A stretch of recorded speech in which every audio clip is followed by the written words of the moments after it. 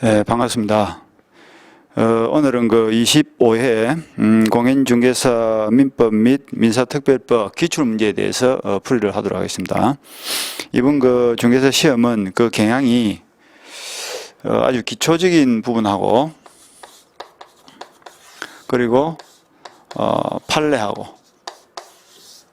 기초와 판례 위주로 시험이 나왔는데요. 작년 시험에 비해서 무난하게 출제되었다고 평가가 되고 있죠. 그리고 크게 어려운 점은 없었을 것이고, 그리고 우리 그 과거에 심화 과정에서 배웠던 요약 기별 제대로 훑고 공부를 하신 분들은 충분히 70점 내지 80점의 성적을 받을 수 있도록 문제가 출제되었다고 봅니다. 그러니까 풀이를 하는 과정에서 요약집과 비교를 해가면서 보시면 될 거예요. 자, 41번 한번 볼까요? 갑이 을을 기망하여 건물을 매도하는 계약을 을과 체결하였다. 법정 추인 사유에 해당하는 경우는 되죠. 이 법정 추인이라는 것은 일정한 요건을 갖추면 별도의 추인의 의사표시를 하지 않더라도 당연히 추인이 된다, 이런 뜻인데, 갑이 을을 기망하여 건물을 매도하는 계약을 을과 체결했다. 을이 건물을 소유하고 있는데 갑이 기망을 한 다음에 매매 계약을 체결하고, 그리고 뭐 가령 대금 1억을 주고 등기를 넘겨받았다. 그러면 소유권을 지금 병이 취득을 했는데 그 뒤에 을이 사기당한 사실을 알은 거예요. 기망이나 사기나 같은 말이죠. 이런 경우에 두 사람 사이 요원한 법률관계를 어떻게 해결할 거냐 하는 건데, 사기에는 두 가지 종류가 있죠. 당사자 사이가 있고 3자 사이가 있는데, 이 경우는 계약의 당사자가 사기를 친 경우이기 때문에 결론이 뭐예요? 이 계약은 언제나 취소할 수 있다. 그죠? 언제나 취소입니다. 이것이 이제 기초예요. 그러니까 결론적으로 사기를 당한 을은 취소권자가 될 것이고, 사기를 한 병은 상대방이 되겠다. 그죠? 상대방이 될 겁니다.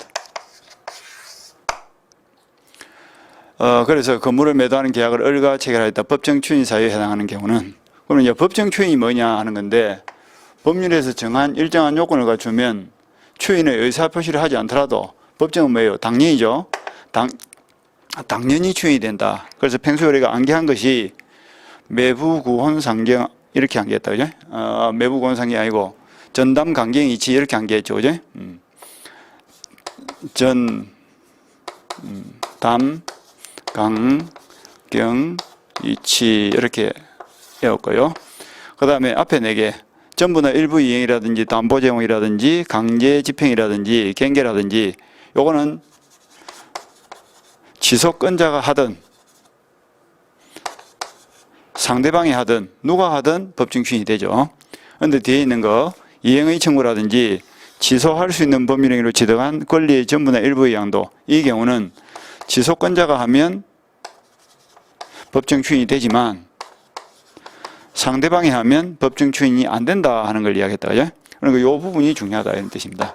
그래서 한 개 한 개 보시면 1번 갑이 을에게 매매 대금의 지급을 청구한 경우 되어 있죠. 그러니까 대금 지급을 청구한 것은 누가 해도 관계없는 거예요. 그러니까 상대방이 을에게 대금 지급을 청구했다.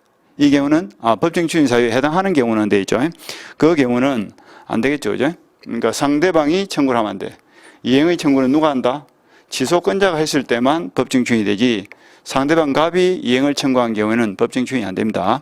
그 다음 이번에 갑이 을에 대한 대금 채권을 병에게 양도한 경우, 또 마찬가지죠. 그 대금 채권이라는 것은 취소할 수 있는 법률행위로 취득한 권리의 전부나 일부를 양도했다는 뜻인데, 이것도 역시 상대방이 하면 안 되는 거예요. 상대방이 하면 안 된다. 그 다음에 3번 갑이 이전 등기에 필요한 서류를 을에게 제공한 경우, 이것도 안 되겠죠. 그 다음에 4번에 보니까 기망 상태에서 벗어난 을이, 그 말은 무슨 말이에요? 을은 취소권자죠. 취소권자가 하면 다 되는 거예요. 6개 중 무엇을 하더라도 취소권자가 하면 법정 추인이 됩니다. 그런데 기망 상태에서 벗어났단 말이 무슨 말이냐 하면, 사기를 당한 상태에서 계약에 있는데 사기당한 사실을 모르고 6개 중 1개의 행동을 하면 그때는 추인을 할 수 있는 상태가 아니기 때문에 6개 중 1개의 행동을 하더라도 추인이 안 될 겁니다. 그런데 사기 상태에서 벗어났다는 것은 취소권자가 선택을 할 수 있는 상태가 됐단 말이죠. 사기당한 사실을 알았으니까 추인을 할 수도 있고 취소를 할 수도 있고, 그렇게 선택을 할 수 있는 추인이 가능한 상태에서 6개 중 1개의 행동을 했으니까 이거는 법정 추인이 되겠죠. 그래서 기망 상태에서 벗어난 을이, 이 말은 다르게 표현하면 추인이 가능한 상태에서 지속권자가 이의 없이 매매 대금을 지급했다. 이행을 청구했다든지 아니면 전부나 일부를 양도했다든지 이런 경우다. 그죠? 그래서 매매 대금을 지급을 한 경우에는 법정 추인이 되겠죠. 그 다음에 5번. 을이 매매 계약의 취소를 통해서 취득하게 될 계약금 반환 청구권을 정에게 양도한 경우. 을이 매매 계약의 취소를 통해 취득하게 될 계약금 반환 청구권을 정에게 양도한 경우. 이 경우에는 법정 추인이 안 되겠죠. 그죠? 그래서 4번에 기망 상태에서 벗어난 을이 이의 없이 그러니까 6개 중 1개의 행동을 하더라도 추인을 안 하겠다라고 반대의 의사표시를 한 경우에는 추인이 되지 않는 겁니다. 그래서 기망 상태에서 벗어난 지속권자가 추인이 가능한 상태에서 6개 중 1개의 행동을 했으니까 이 경우에는 법정 추인이 된다 이렇게 보시면 될 거예요. 그래서 답은 4번이 맞습니다. 그 다음에 42번에 보니까 불공정한 법률행위에 관한 설명으로서 틀린 것은 돼 있죠. 불공정한 법률행위는 우리가 평소에 103조 선량한 풍속에 어긋나는 행위에 한 예다 이랬다. 그죠? 그래서 평소에 연습하던 것이 갑이라는 70대 할머니가 토지 한 필지를 가지고 있는데 요것이 다음 달 도시계획안에서 상업용지로 상업지로 고시될 예정지고 그리고 고시가 되면 한 3억 정도의 가치가 되는 토지예요. 그런데 을이 와가지고 할머니에게 거짓말을 했다 그랬죠. 이 땅이 쓰레기 매립장으로 들어간다라고 거짓말을 해가지고 1억의 매매 계약을 체결하고 3월 1일 날 등기를 넘겨줬다 이거예요. 그런데 한 달 뒤에 상업용지로 고시가 되고 3억 합니다. 그러니까 계약을 맺을 당시에 3억에 받아야 될 토지를 1억에 팔았으니까 그리고 계약의 결과 현저한 불공정으로 나타났죠. 그죠? 이 경우에 그 사실을 알게 된 갑이 을을 상대로 이 계약의 무효를 주장하면서 등기를 말소해달라고 요구했을 때 을이 말소를 안 해준단 말이에요. 안 해주면 할머니가 갑 을을 상대로 무효를 주장하면서 등기 말소 청구 소송을 제기할 수 있겠죠. 그죠? 그런데 그 소송에서 할머니가 무효를 주장을 했으니까 무효를 주장한 갑이 뭘 입증해야 돼? 자기가 주장하는 것이 정당하다는 걸 입증을 해야 되겠죠. 그래서 불공정한 법률행위라는 사실을 입증한다는 것은 요 세 가지 요소를 입증한다 이런 뜻이죠. 그 첫 번째가 뭐냐면 그 계약의 결과가 현저한 불균형으로 나타났다 하는 것을 먼저 입증을 해야 되고 그 다음에 계약을 맺는 과정에서 갑에게는 궁박, 갱솔, 무경험이라는 적어도 3개 중 1개의 약점이 있었다 하는 것을 입증을 해야 될 것이고 그리고 이러한 셋 중 1개의 약점을 상대방 을이 적극적으로 이용하려는 의사가 존재했다 하는 것을 입증을 해야 될 것이에요. 그래서 이 세 가지를 일일이 입증을 해내면 그 법률행위가 무효가 될 것이고 무효가 되면 주고받은 것을 어떻게 처리할 것이냐 하는 건데 지금 현재 우리가 보고 있는 이 불공정한 법률행위도 넓은 의미에서는 103조 선량한 풍수에 어긋난 행위에 속하죠.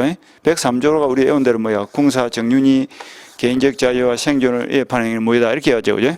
그러니까 요 103조의 하나의 예가 뭐예요? 궁박, 갱솔, 무경험을 이용한 행위거든. 그러니까 입증이 돼서 무효가 되더라도 103조 1종에 속하니까 불법 원인급여가 돼가지고 반환 청구를 못하는 것이 아니냐 하는 이런 문제가 발생할 수 있다고.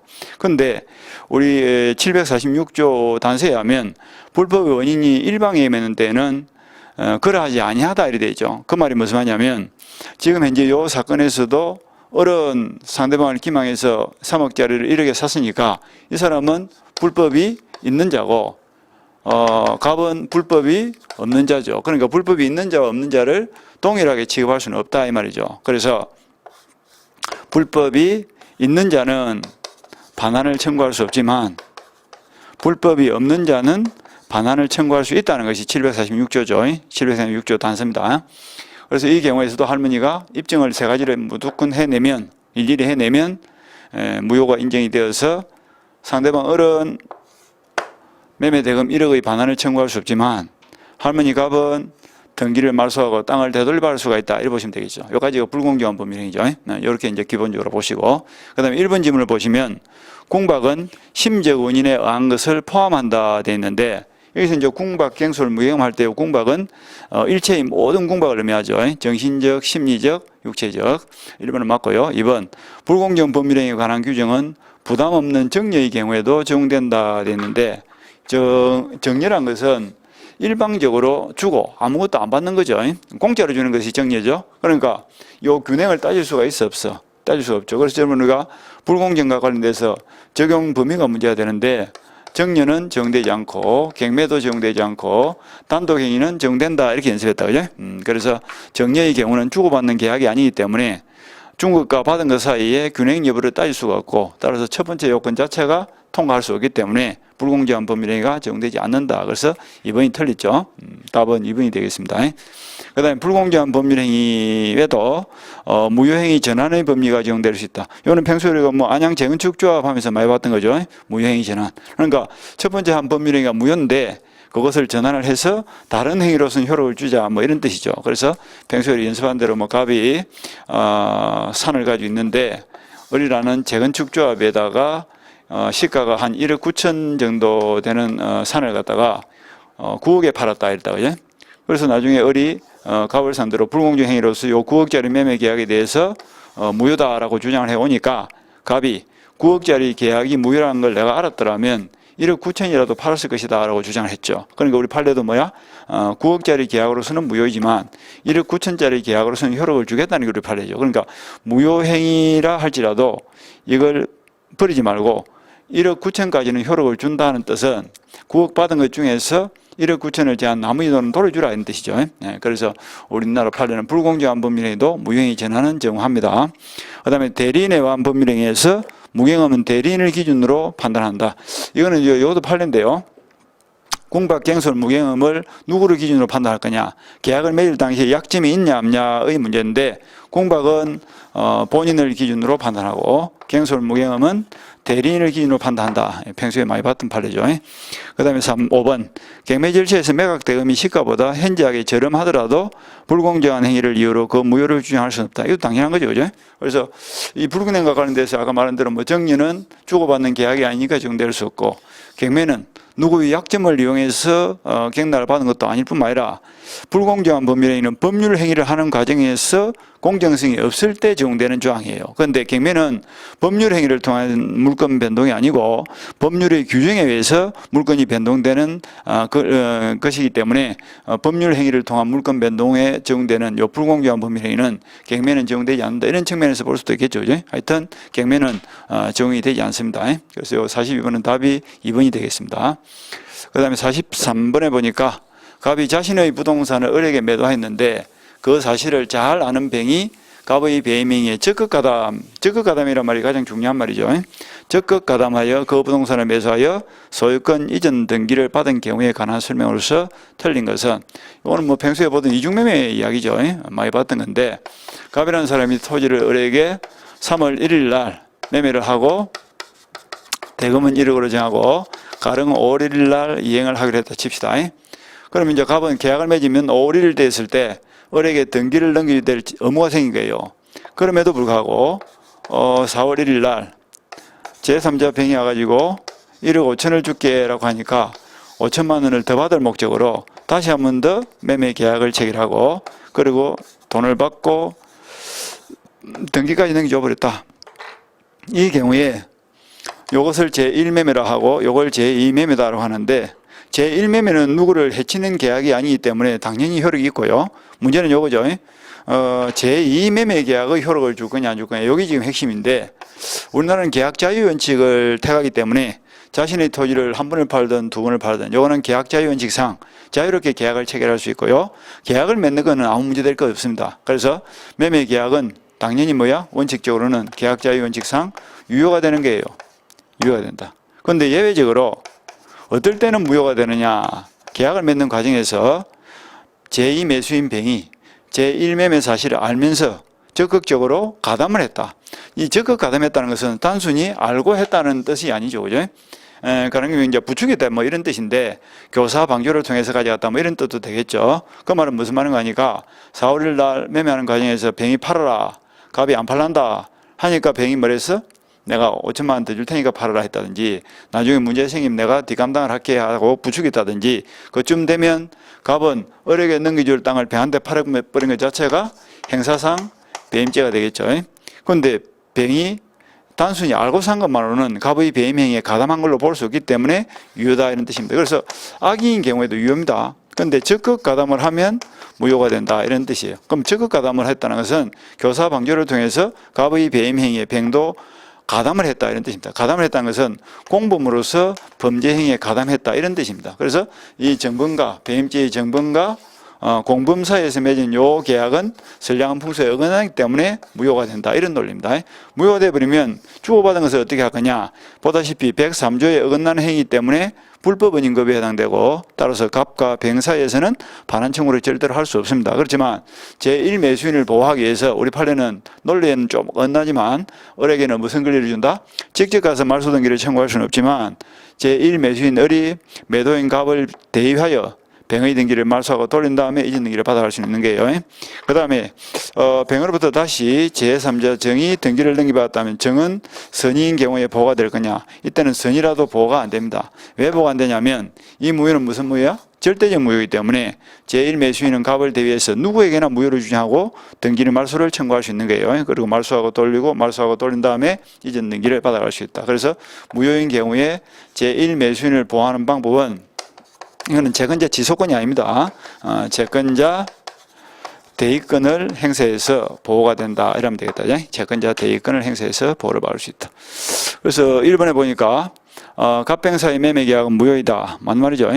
그래서 지금 틀린 걸 찾으라 했는데 적극 가담한 경우에는 선량한 풍수에 어긋나기 때문에 무효다라고 했고요. 그 다음에 어른 병에게 소유권 이전 등기를 청구할 수 없다. 어른 병을 상대로 직접 소유권 이전 등기를 청구할 수는 없겠죠. 그죠? 그 다음에 어른, 갑을 대위하여 병에게 소유권 이전 등기 말소를 청구할 수 있다. 이것도 맞는 말이 되겠죠. 그래서 대위하여란 말이 중요합니다. 직접 가서 못 가니까 어른, 갑을 대위해서 병의 등기를 말소 청구할 수 있다. 자, 4번. 병으로부터 그 부동산을 전덕한 정의 선이라면 소유권을 취득한다. 되는데 여기 4번이 틀리죠. 소유권을 취득하지 못합니다. 왜 못합니까? 아까 말한 대로 요 무효는 무슨 무효? 절대적 무효이기 때문에 누구에게나 무효를 주장할 수 있죠. 그래서 제3자 정의 선의를 할지라도 이거는 보호가 안 된다 이렇게 보셔야 되겠죠. 그래서 답은 4번이 될 것이고요. 그 다음 5번.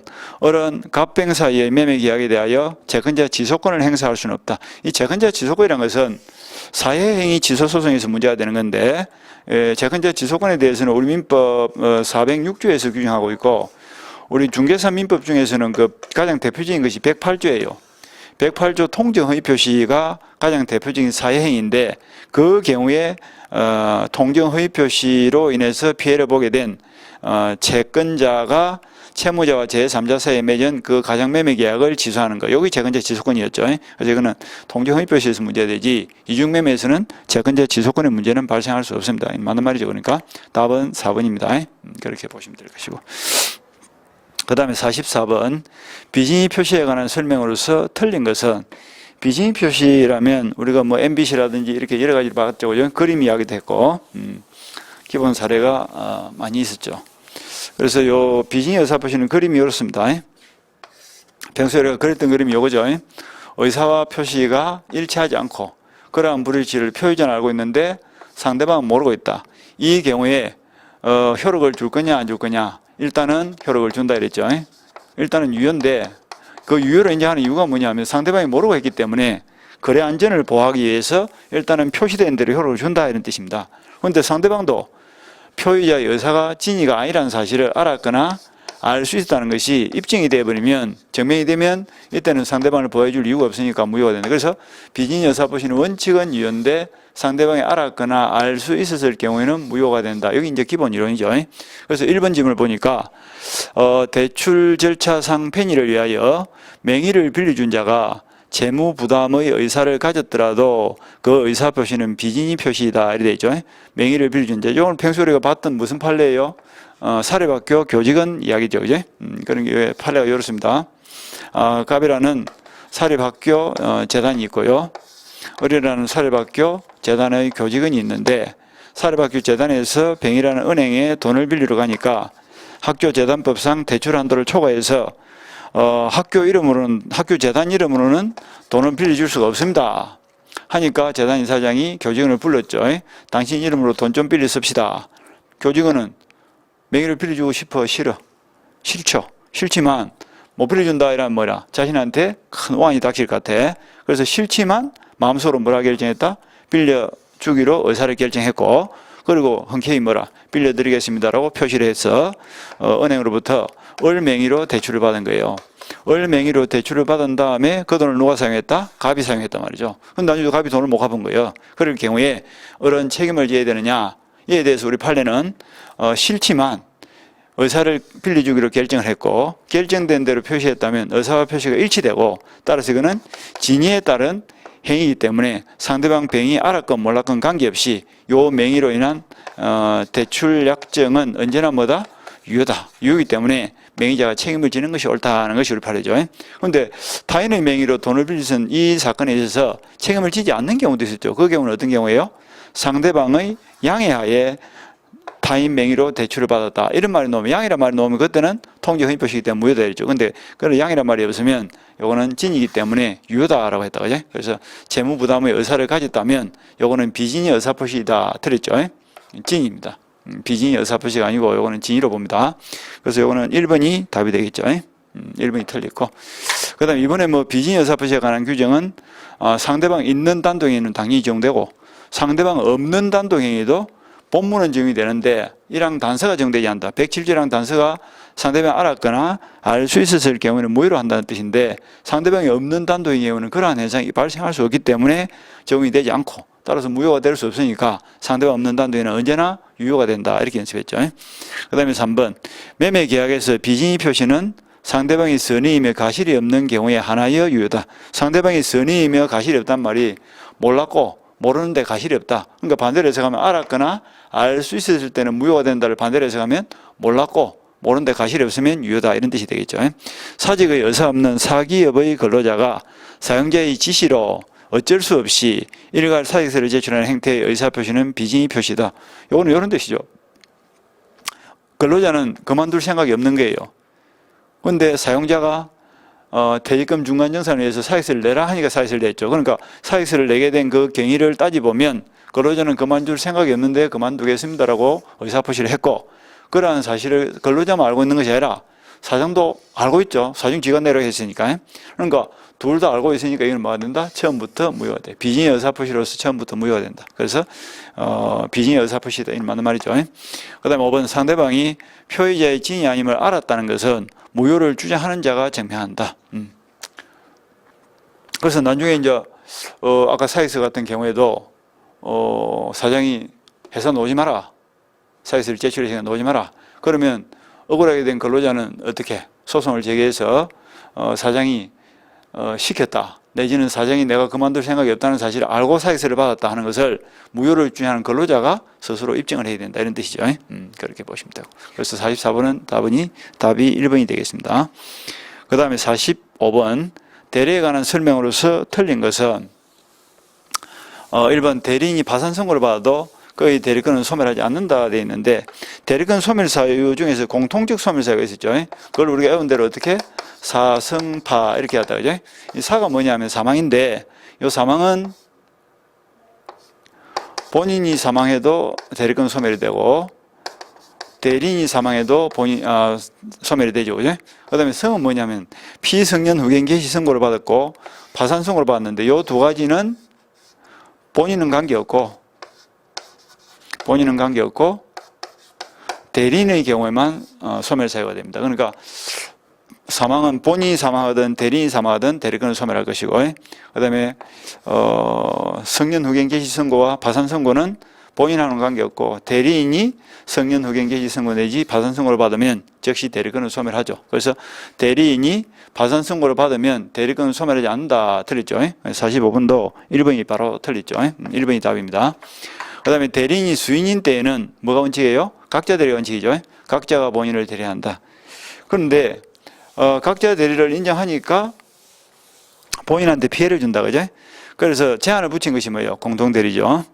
그 다음에 대리인은 본인의 허락이 있으면 당사자 쌍방을 대리할 수 있다. 그러니까 자기계약 쌍방 대리는 원칙적으로 할 수 없는데 본인의 허락이 있다든지 뭐 다툼이 없는 채무이행이라든지 내지는 뭐 법무사의 등기 신청과 같은 이전 등기 신청행위라든지 이런 것들은 쌍방 대리가 가능한 예외도 있죠. 그 다음에 4번 대리인의 대리권 남용이란 말이 상당히 중요하죠. 이 대리권 남용은 이런 거예요. 겉으로는 본인을 위해서 행위하는 것처럼 하면서 속으로는 자기 자신 또는 제3자의 이익을 위해서 행위를 한다. 그래서 평소에 우리가 갑이라는 뭐 주식회사가 있고 을이라는 대표이사가 있는데 병이라는 사채업자에게 돈을 빌리러 갑니다. 그래서 이제 3월 1일 날 돈을 빌리는 과정에서 회사 이름으로 돈을 한 3억을 빌린 거예요.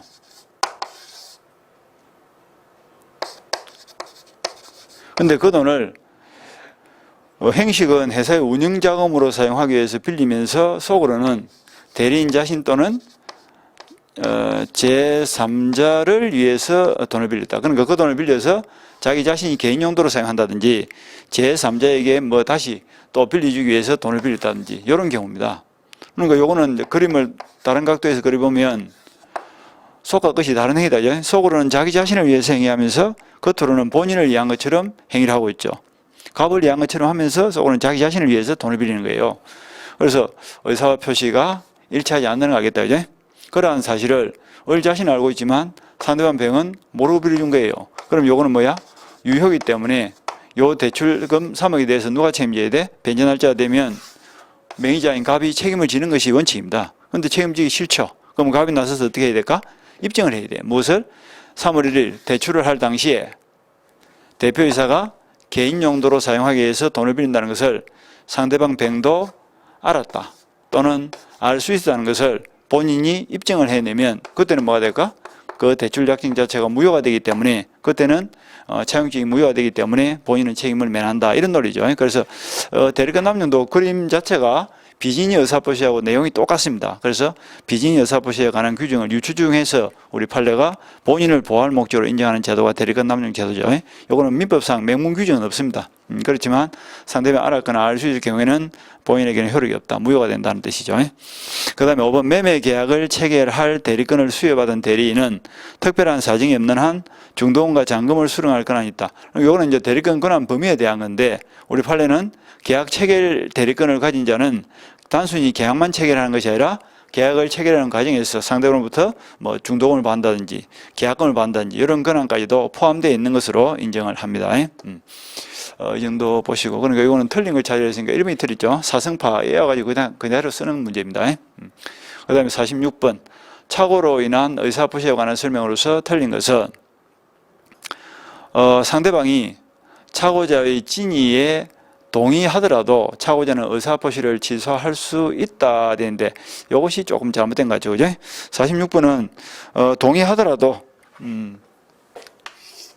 그 말은 착오가 사실상 착오가 없다는 뜻이죠. 착오는 그림이 이렇죠. 의사와 표시의 불일치를 둘 다 모르고 있는 겁니다. 착오는 나도 모르고 한 거예요.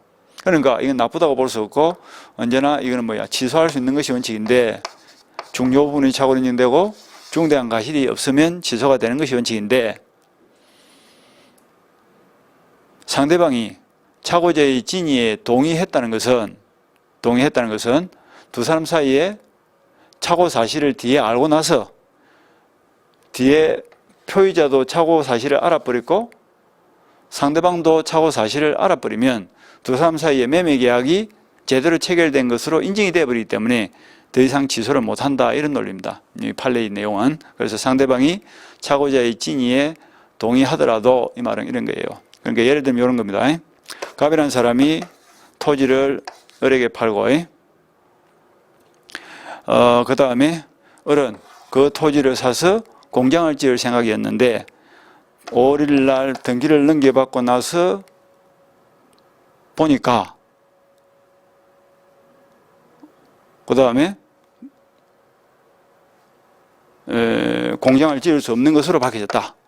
그 경우에는 3월 1일 날 매매 계약을 맺는 과정에서 공장을 못 짓는 땅을 공장을 지을 수 있는 걸로 알고 산 것 자체가 착오죠, 그죠?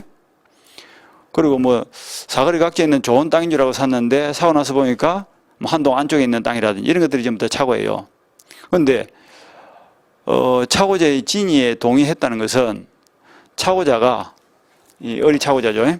착오자가 내가 공장을 지을 수 없다는 사실을 알았더라면 이 땅을 안 샀을 것이다 라고 주장을 했고, 그 주장에 대해서 상대방 갑이 동의를 해버렸다면 이 계약은 어떻게 돼? 둘 다 계약을 맺을 의사가 없다는 뜻으로 인정되어 버리기 때문에 요거는 이제 무효가 되든지 일이 되겠죠. 그죠? 무효가 되든지.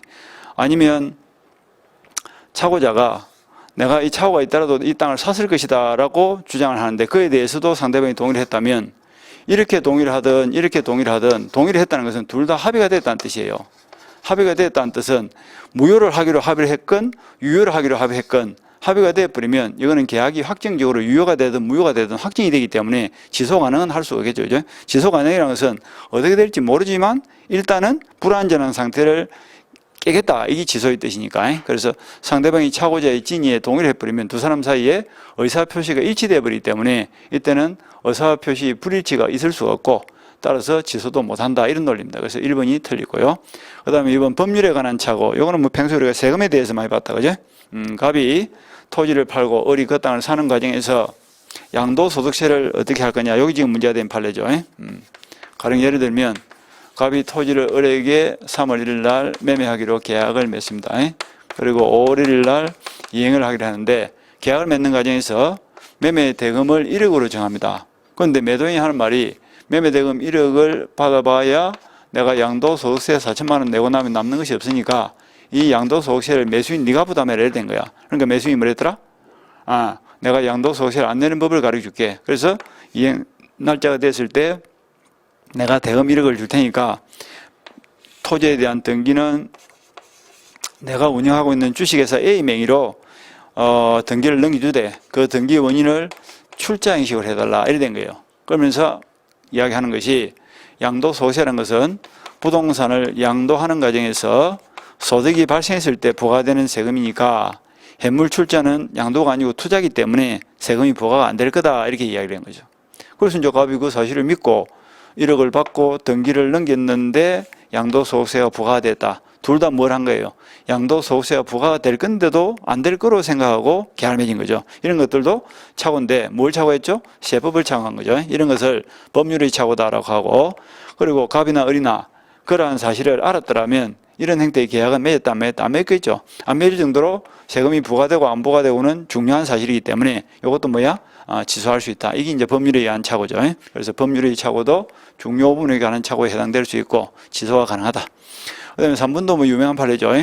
농지의 상당 부분이 하천임을 사전에 알았더라면 농지 매매 계약을 체결하지 않았을 것이 명백한 경우에 법률의 내용의 중요 부분의 착오에 해당한다. 그래서 하천부지 이야기죠. 매매 계약을 맺는 과정에서 중간에 A가 을에게 그 토지를 소개하면서 이 토지값이 2억 정도 되는데 건매물로 1억에 나왔다 하니까 을이 의심하죠.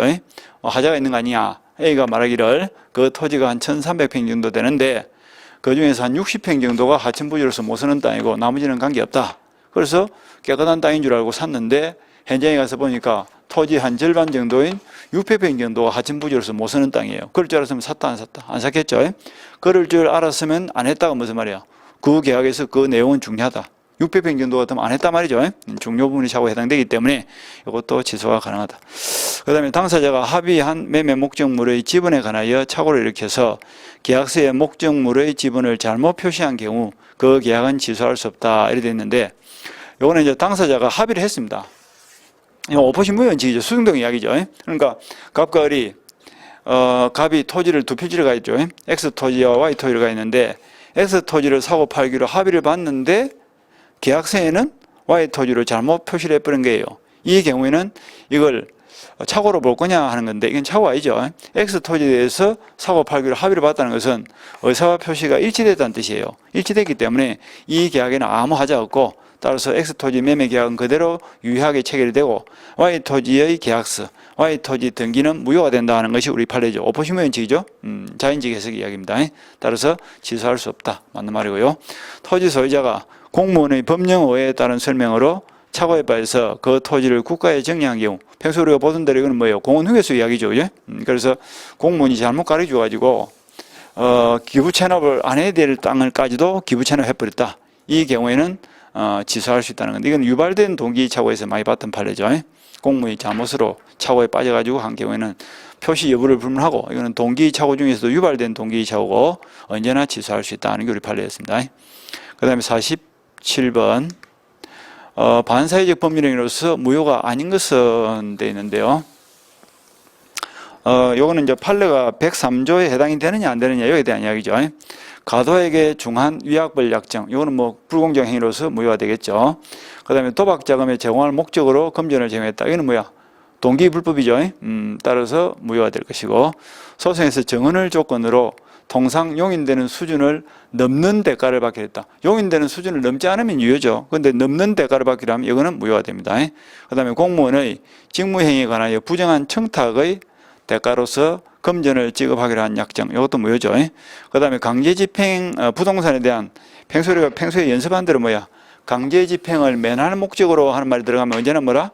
이거는 통지허위 표시로서 무효가 되지 않는다. 이건 통지허위 표시 108조. 무효는 무효인데 무슨 무효는 아니다? 반사회적 법률행위로서는 무효가 아닌 거예요. 이 5개 다 모두가 무효입니다. 무효인데 1번부터 4번까지는 103조. 반사회적 법률행위로서는 무효고 5번은 일반적인 무효입니다. 차이점은 1번부터 4번까지는 반환, 전환, 추인이 안 되는 무효죠. 그런데 5번은 무효는 무효라도 주고받은 것은 뭐 부당이도 반환도 되고요. 그 다음에 무효행위 전환도 되고, 그 다음 무효행위 추인해서 그때부터 새로운 행위로 인정이 될 수도 있고, 그죠? 그런 점에서는 5번과 1, 2, 3, 4는 다르죠. 그래서 5번이 답입니다. 이거는 반사회적 행위로서 무효가 된 건 아니죠. 일반적인 무효죠. 무효가 중요한 것이 아니라 반사회적 행위로서의 무효냐, 그냥 일반적인 무효냐, 이걸 구별하는 겁니다. 그 다음에 48번 사기 강박에 의한 의사표시에 관한 설명으로서 틀린 것은 사기나 강박에 의한 소송행위는 원칙적으로 취소할 수 없다. 사기나 강박에 의한 소송행위는 원칙적으로 취소할 수 없다. 소송행위는 공법상 행위고요. 그 다음에 소송의 안정성이 중요하기 때문에 소송이 확정됐다든지 이럴 때도 취소할 수 없고요. 그리고 소송행위는 공법상 행위이기 때문에 사법상 법률관계를 규율하고 있는 사기 강박이라는, 그러니까 107조 비진의 의사표시부터 해서 110조 사기 강박에 이르기까지 요 4가지 조항은 전부 다 공주가 적용될 수 없다 이렇게 연습했다죠. 공주가 할 때 공이 뭐예요? 공법상행위죠. 그래서 공법상행위는 사법상 법률론인 107조부터 110조가 적용되지 않는다 하는 겁니다. 그래서 1번은 맞고요. 그 다음에 2번 대리인의 기망행위로 계약을 체결한 상대방은 본인이 선의이면 계약을 취소할 수 없다. 2번이 틀리죠. 이 대리인의 기망행위는 상대방 사기다, 3자 사기다. 저는 상대방 사기죠. 그래서 평소에 우리 연습한 대로 3자 사기는 상대방이 알았거나 알 수 있었을 경우에 하나에 취소할 수 있고, 상대방 사기는 언제나 취소죠. 그러니까 대리인은 상대방 사기죠. 그러니까 가령 갑이라는 사람과 을이라는 사람이 3월 날 토지를 사고 팔기로 매매 계약을 맺었는데 대금은 1억으로 정하고 5월 1일 날 이행을 하기로 했습니다. 그런데 이 땅이 땅값이 한 2억 정도 가는 땅이에요. 그런데 왜 1억에 팔게 됐냐? 그 사정을 알아보니까 제3자 A로부터 기망을 당한 거예요. 사기를 당한 거예요. 그러니까 A가 기망을 해서 갑이 사기를 당한 상태에서 을과 2억짜리 땅을 1억에 팔았다. 그러니까 A로부터 사기를 당해서 갑이 2억 받아야 될 토지를 1억에 팔았다. 이런 뜻이죠. 그런데 이 A가 누구다? 대리인이다 이 말입니다. 그러니까 을은 누구다? 본인이다 이 말이죠. 그러니까 대리인과 본인은 제3자다, 당사자다. 두 사람은 똑같은 사람을 보는 거예요. 그러니까 상대방 사기를 봐. 대리인이 사기를 치면 곧 누가 사기친 것과 같다? 본인이 직접 사기를 친 것과 똑같이 취급하기 때문에 이때는 이 계약이 뭐야? 상대방 사기로서 언제나 취소할 수 있는 거죠. 본인이 알았건 몰랐건 관계없습니다. 그래서 대리인의 사기는 상대방 사기로 보고, 만약에 A가 피용자라든지 아니면 제3자를 이해한 계약에서 수익자라든지 이런 경우에는 뭐야? 3자 사기가 되기 때문에 을은 원칙은 취소를 당할 이유가 없죠. 그러니까 갑이 취소하고 싶으면 알았거나 알 수 있다는 입증이 되기 때문에, 그래서 이건 대리인이 사기를 한 경우이기 때문에 이거는 상대방 사기에 해당되고, 따라서 결론은 뭐야? 언제나 취소죠. 그래서 선의면 취소할 수 없다 틀리고요. 그 다음에 3번 강박으로 의사결정의 자유가 완전히 박탈, 이 말이 중요하죠. 강박은 3가지가 있습니다. 그래서 의사결정 과정에서 강박을 당해서 공포심에 질린 상태에서 계약매했다 하는 정도의 강박은 취소 가능이죠. 그 다음에 강박을 당했지만 자기 스스로 편한 자유롭게 의사를 결정했고 결정된 대로 표시를 했던 거 MBC 이야기죠. 그거는 뭐 진이기 때문에 유효죠. 그건 취소할 수 없고요. 그 다음에 강박을 당했는데 너무 강력해서 강박을 당한 자의 의사결정의 자유가 완전히 박탈될 정도라면 의사 능력이 없는 상태에서 행위이기 때문에 이거는 무효다 이런 논리죠. 그 다음에 교환계약의 당사자 일방이 자기 소유의 목적물의 시가란 말이 나왔다 그죠? 시가를 묵비한 것은 시가를 묵비했다는 것은 시가를 말하지 않고 가만히 가르쳐주지 않았단 말이죠. 그것은 사기로 본다 안 본다 사기가 아니죠. 시가는 유동적인 것이기 때문에 딱 고정이 안 돼 있죠. 따라서 사기로 볼 수도 없고 시가를 묵비했다는 것은 묵비나 침묵이나 같은 말인데 가만히 있었다는 것만으로는 사기로 보지 않습니다. 그래서 시가를 묵비한 것은 특별한 사정이 없는 한 기망행위가 아니다. 그러니까 시가가 놓으면 항상 착오도 기망도 될 수 없다 이렇게 연습했죠. 시가는 고정이 안 돼 있고 자꾸 움직이는 것이기 때문에 아침에 다르고 저녁에 다르고 다르죠. 교환계약은 뭔지 알죠, 그죠? 그래서 사기로 보지 않습니다. 그리고 이런 것도 마찬가지예요. 토지를 을에게 사업하는 과정에서 이 토지가 시가가 한 1억 정도 가는 거예요. 그런데 을이 와가지고 1억 5천에 파세요 이랬죠. 1억 5천에 파실랍니까? 라고 청약을 했다고. 그러면 매도인, 즉 파는 사람은 을에게 매수인에게 이 땅은 1억짜리니까 왜 5천만 원이나 더 주고 삽니까? 그냥 1억에 사세요. 이렇게 가르쳐줘야 될 의무가 있습니까? 가르쳐줘야 될 의무가 없죠. 그죠? 그렇기 때문에 묵비하더라도 이거는 사기로 본다 안 본다. 사기로 안 본다 이런 논리입니다. 묵비라는 것은 침묵이죠. 가만히 있다 해가지고 사기가 되는 건 아니에요. 그런데 가르쳐줘야 될 의무 있는 자가 가만히 있으면 어떻게 돼요? 그때는 사기가 되겠죠. 그런데 시가를 가르쳐줘야 될 의무가 없기 때문에 그렇습니다. 그 다음 5번 제3자의 사기로 계약을 체결한 경우에 피해자는 그 계약을 취소하지 않고 제3자에게 불법행위 책임을 물을 수도 있다. 그러니까 사기로 인한 취소를 하는 것과 불법행위로 인한 손해배상을 청구하는 것은 별도의 문제이기 때문에 꼭 계약을 취소해야 손해배상을 청구하고 이런 건 아니죠. 그죠? 평소에 연습한 대로 요겁니다. 갑이라는 사람이 시가 한 3천만 원짜리 좋은 시계를 가지고 있습니다. 그런데 A가 와가지고 기망을 했죠. 내가 알기로는 이 시계가 잘 만들어진 가짜로서 한 30만 원 정도의 가치밖에 없다. 평소에 연습한 게 요 판례죠. 사기를 치니까 을이 뭐예요? 착오에 빠진 거지. 사실관계를 잘못 오인하게 됐단 말이죠.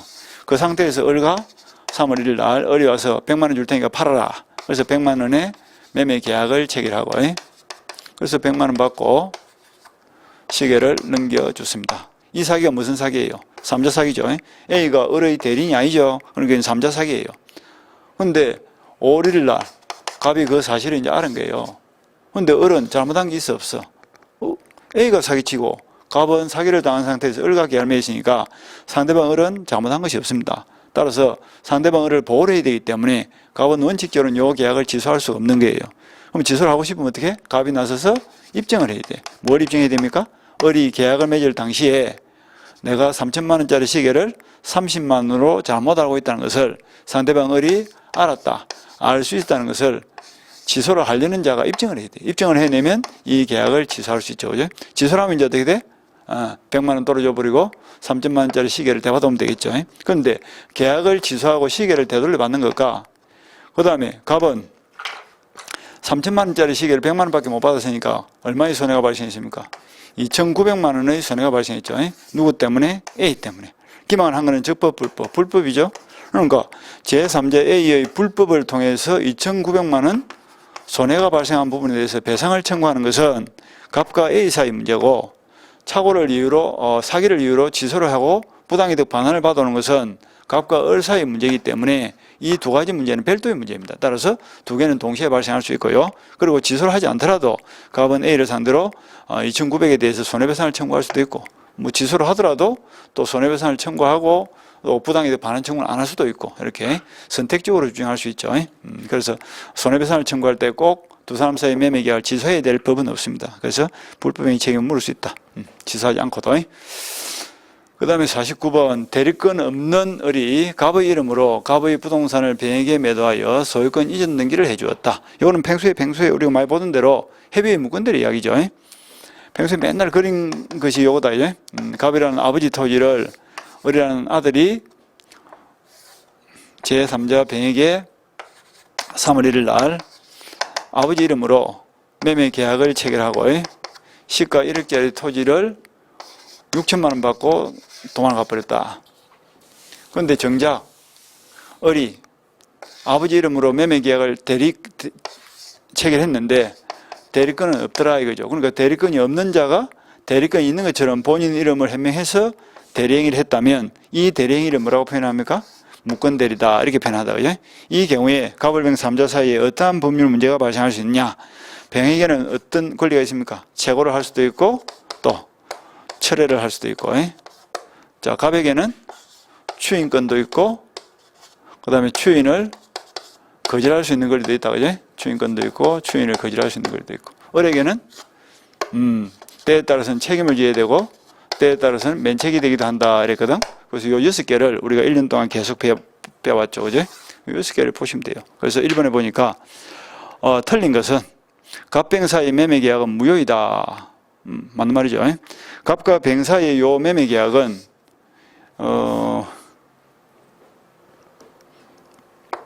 유동적 무효입니다. 유동적 무효가 무슨 말이냐면 대리권 없는 자가 본인의 이름으로 상대방과 법률행위를 하더라도 일단은 효력이 없는 거예요.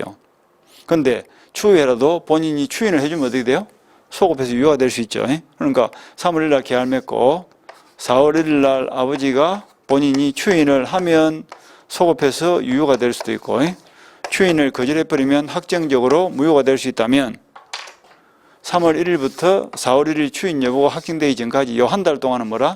어떻게 될지 모르는 거죠. 어떻게 될지 모른다고 뭐예요? 유동적이죠. 유동적이지만 일단은 효력이 없죠. 그래서 이걸 유동적 무효다 이렇게 표현합니다. 그러니까 유동적 무효도 무효니까 1번은 맞는 말이죠. 그 다음에 병명의 등기는 실체적 권리관계에 부합함으로 유효하다 돼 있는데 그건 틀리죠. 그죠? 병명의 등기는 이 계약관계가 무효이기 때문에 만약에 병에게 등기가 넘어가더라도 이 등기는 무효인 계약에 의한 등기이기 때문에 원인 없는 등기죠. 역시 무효가 돼야 되겠죠. 그래서 그거는 답이 2번이 되겠죠. 틀린 것은 했으니까. 틀린 것이가 병명의 등기는 실체적 권리관계에 부합함으로 유효하다. 대리권 없는 을이 갑의 이름으로 말을 잘못했습니다. 제가. 자, 이래 볼까요? 갑의 부동산을 병에게 매도해 소유권 있는 게 해주었다. 여기까지만 읽으면 무효죠. 그죠? 무효고, 그 다음에 이 등기도 무효가 돼야 되는데, 그 후, 을이 갑을 단독으로 상속했다. 이래 되죠? 을이 갑을 단독으로 상속했다는 것은, 이렇게 유동적 무효 상태에 있는 상태에서 본인이 사망을 해버린 거예요. 사망을 되고, 그 토지가 상속으로 무권 대리인한테로 넘어왔단 말이죠. 그러면 무권 대리인은 이제는 책임을 져야 돼, 안 져야 돼? 져야 되겠죠? 따라서 병이 와서 책임지라 했을 때 을은 내 입장에서는 책임을 져야 되겠지만 본인의 입장에서 추인을 거절하고 책임을 못 지겠다 이렇게 하는 것은 자기가 벌려놓은 일에 대해서 회피를 하는 신의식에 어긋난 행동이죠. 내가 벌려놓은 일이니까 이제는 내 땅이 되었으면 내가 책임을 지는 것이 옳습니다. 그래서 그 후 단독으로 상소를 했다면 이것은 이제 추인을 거절할 수 없기 때문에 넘겨간 등기는 유효가 될 것이고 그 다음에 아직 등기를 주기 전에는 등기를 청구하면 등기를 줘야 됩니다. 등기를 줘야 되고 이미 등기가 넘어갔다면 그 등기는 유효가 된다. 그렇게 보면 되겠죠. 그래서 2번도 맞겠죠. 그 다음에 3번 을은 무권대리를 이유로 병에게 등기 말소를 청구할 수는 없다.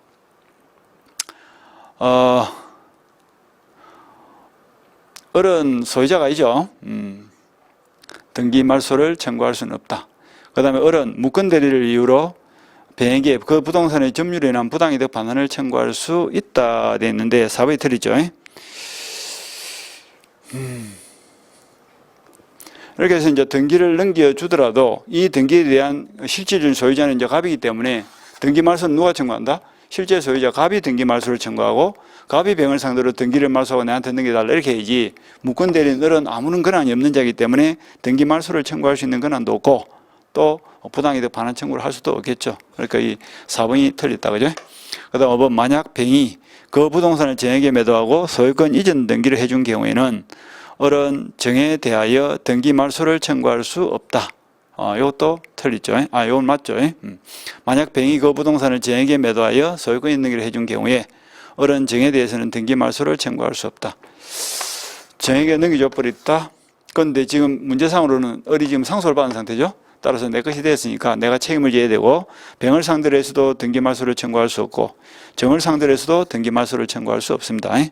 그리고 4번 지문도 을은 무권 대리를 이유로 병에게 부동산의 점유로 인한 부당이득 반환 청구를 할 수 있다. 이건 틀린 이유가, 아까 우리가 상속이라는 걸 전제로 깔아주면 이제는 을의 것이 되었고 넘어간 등기는 완전한 유효이기 때문에 무효를 주장하면서 등기 말소를 청구할 수 없다, 이런 뜻이 되겠다.